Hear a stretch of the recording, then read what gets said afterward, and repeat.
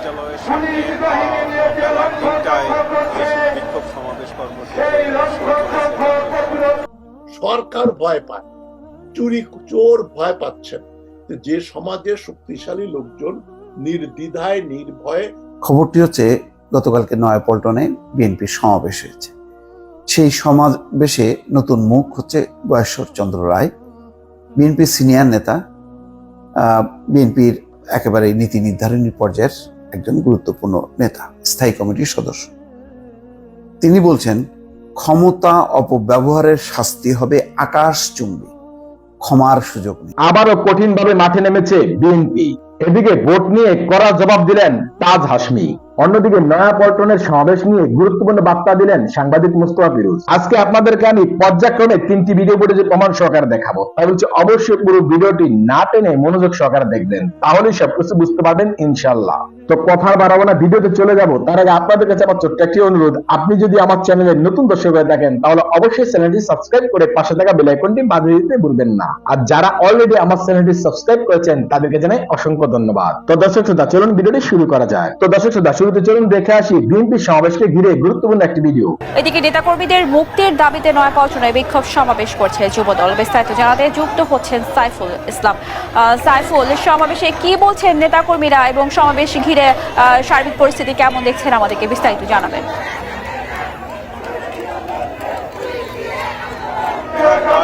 দলের কেন্দ্রীয় কার্যালয়ের সামনে বেলা ৩টায় বিক্ষোভ সমাবেশ কর্মসূচি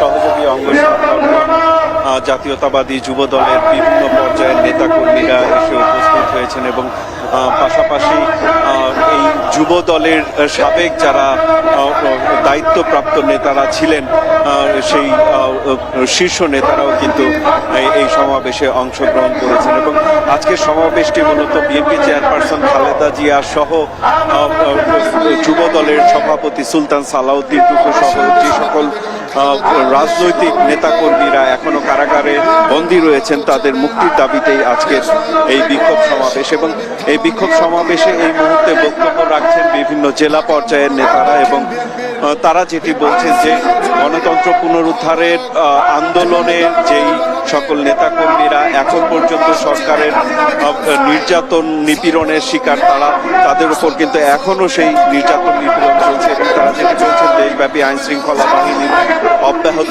অভিযানে নেতাকর্মীরা কারাগারে যেমন রয়েছেন, পাশাপাশি এখনো তাদের বিরুদ্ধে বিভিন্ন ঘটনায় বিভিন্ন কারণে মামলা দায়ের করা হচ্ছে এবং তাদের কারাবন্দী করা হচ্ছে। এবং তারা যেটি বলছেন যে বিএনপির কেন্দ্র থেকে যে কোনো কর্মসূচি দিলে সেই কর্মসূচি যাতে তারা সফল করেন সেই ধরনের প্রস্তুতি তাদের রয়েছে, সেই দাবি কিন্তু তারা বলছেন।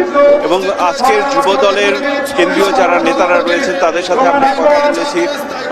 নির্বাচনের পরে বিএনপির বিভিন্ন পর্যায়ে যেই এক দফা দাবিতে যে আন্দোলন চলছিল সেই আন্দোলনে কিছুটা ধীরগতি এলেও আজকে এই যুব দলের কেন্দ্রীয় নেতারা তারা যেটি দাবি করছেন যে আজকের এই কর্মসূচির মধ্য দিয়ে সারা দেশব্যাপী যুব দলের যারা নেতাকর্মীরা রয়েছেন তারা নতুনভাবে সক্রিয় হবে এবং তৃণমূল থেকে যে এক দফা আন্দোলনের যে চলমান আন্দোলন চলছে, এক দফা দাবি আদায়ের সেই আন্দোলনে নতুন করে আবার ঢেউ তুলবে এমনটি কিন্তু দাবি করা হচ্ছে। এবং এই সমাবেশে আজকে বক্তব্য রাখবেন বিএনপি মহাসচিব মির্জা ফখরুল ইসলাম আলমগীর সহ দলের নীতি নির্ধারণী পর্যায়ের নেতারা, স্থায়ী কমিটির সদস্যরা এবং তারা কিছুক্ষণের মধ্যেই এই সমাবেশ স্থলে এসে পৌঁছবেন এবং তাদের বক্তব্যের মাধ্যমে আমরা জানতে পারবো দলের নেতাকর্মীদের প্রতি নতুন কোনো নির্দেশনা আসছে কিনা। স্নেহা, তো আশা করছি আপনারা পুরো ভিডিওটি মনোযোগ সহকারে দেখেছেন।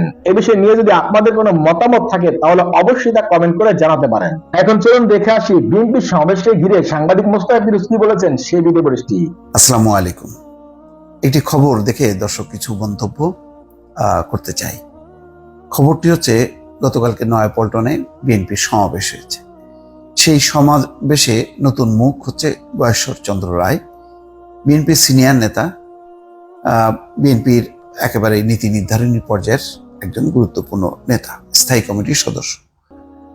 তিনি বলছেন ক্ষমতা অপব্যবহারের শাস্তি হবে আকাশচুম্বী, ক্ষমার সুযোগ নেই। বক্তব্যটা খুবই কঠিন, খুবই আত্মপ্রত্যয়ী একটি বক্তব্য, এবং একই সঙ্গে সমাবেশে একটি ধরনও পাল্টে গেছে গয়েশ্বরচন্দ্র রায়ের উপস্থিতির কারণে। এর আগে বিএনপির সমাবেশ মানে মির্জা ফখরুল ইসলাম আলমগীর, আজকে কিন্তু সেইটি পাল্টে গয়েশ্বরচন্দ্র রায় সামনে এসছে। তো আমার মনে হয় যে এটা একটা ভালো, যে একটা নেতৃত্বের নানা ভেরিয়েশন আনা হচ্ছে। গয়েশ্বরচন্দ্র রায় আরেকদিন সমাবেশে দেখা যাবে যে আরেকজন নেতা সামনে আসছেন, এটা ভালো। এটা এক ধরনের যে মনোটোনাস সেটা কাটানোর জন্য ভালো। বিএনপির নেতৃত্বের সবাইকেই একেবারে উদ্যোগী করা, তাদেরকে অংশগ্রহণ করানোর, এটাও একটা ভালো প্রচেষ্টা। সবচেয়ে বড় কথা হলো, যখন যে নেতা দায়িত্ব পাচ্ছেন সেই নেতা কিন্তু একেবারে আপোষহীন অবস্থান ব্যক্ত করছেন। তো এই বক্তব্যটা বিএনপির এই পর্যায়ে এসে এটা খুবই সাহসী বক্তব্য নিঃসন্দেহে। তো এখানে গয়েশ্বরচন্দ্র রায় বলছেন, যত জুলুম, যত লুটপাট আর যত টাকা চুরি করেছেন, ক্ষমতাচ্যুতির পর শাস্তিটা কিন্তু আকাশচুম্বী।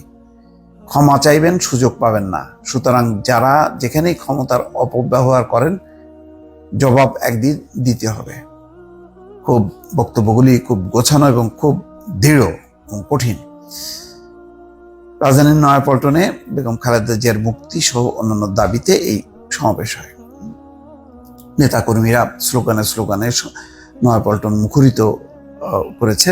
এটা একটা ভালো জিনিস যে কি পরিমাণ এখনো বিরোধী দলের নেতাকর্মীরা তাদের সংকল্প, তাদের প্রত্যয় তারা ধরে রেখেছে, সেটারও একটা বহিঃপ্রকাশ ঘটেছে কালকের সমাবেশে। নেতাকর্মীদের উদ্দেশ্যে গয়েশ্বরচন্দ্র রায় বলছেন, আমাদের হতাশার কোনো কারণ নেই। আমাদের কর্মীরা ক্লান্ত কিন্তু হতাশ নয়। জেল, জুলুম, অত্যাচার ও নির্যাতনকে সহ্য করে এখনো বুক টান করে দাঁড়িয়ে আছে স্বাধীনতা রক্ষায়। এই স্বাধীনতা কেড়ে নেওয়ার অধিকার প্রতিবেশীদের নেই, কারো নেই।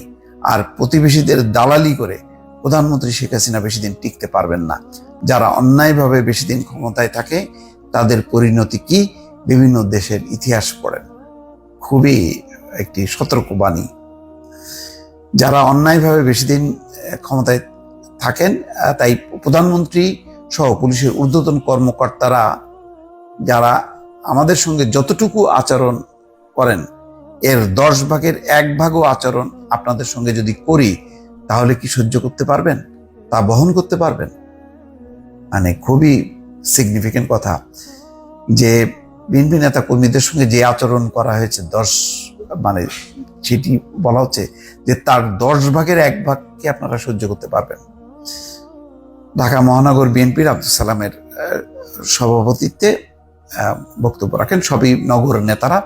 কিন্তু খুবই ভালো এটা যে নগর নেতাদেরকে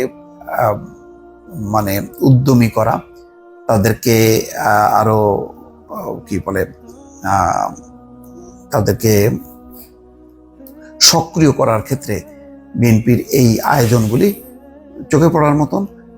নতুন নেতৃত্ব সামনে আসছে জনসভায় গুলোতে, এটাও একটা ভালো দিক। সবচেয়ে বড় কথা হলো যে বিএনপি এত কিছু পরও হাল ছেড়ে দেয়নি। এইসব কর্মসূচির মধ্য দিয়ে সেটা কিন্তু তারা প্রমাণ করছে। দর্শক ভালো থাকবেন। আশা করছি আপনারা পুরো ভিডিওটি মনোযোগ সহকারে দেখেছেন এবং সেখানে সাংবাদিক মুস্তাফা ফিরোজ কি বলেছেন তাও বুঝতে পেরেছেন। এই বিষয়ে নিয়ে যদি আপনাদের কোনো মতামত থাকে তাহলে অবশ্যই তা কমেন্ট করে জানাতে পারেন। এখন চলুন দেখে আসি বাংলাদেশের ভোট নিয়ে কি গুরুত্বপূর্ণ কথা বলেছেন ডক্টর তাজ হাশমি সেই ভিডিও পরিস্থিতি। সরকার ভয় পায়, চোর ভয় পাচ্ছেন।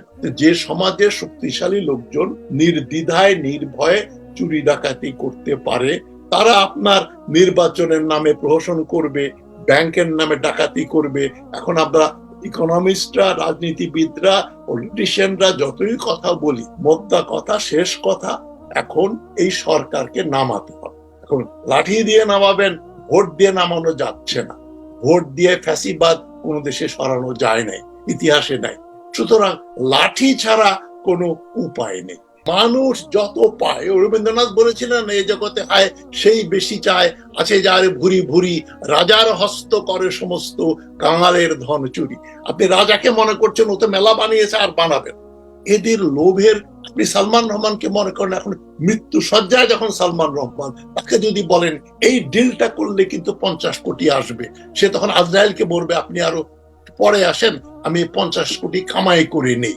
এটা একটা জঘন্য প্রবৃত্তি, ইনস্টিংক্ট। এটাকে আইন দিয়ে, ডান্ডা দিয়ে কন্ট্রোল করতে হবে। দেখেন, আমি অর্থনীতিবিদ নই, তবে আমি এখানে ওই প্রাক্তন ফিনান্স মিনিস্টার মোহিত সাহেব এক কথা বলেছিলেন একটা, যে বারাকাত জনতা ব্যাংকটা শেষ করে দিল। ডক্টর আবুল বারাকাত, ঢাকা বিশ্ববিদ্যালয়ের প্রফেসর ইকোনমিক্সের, উনি জনতা ব্যাংকের এমডি হয়ে শেষ করে দিল।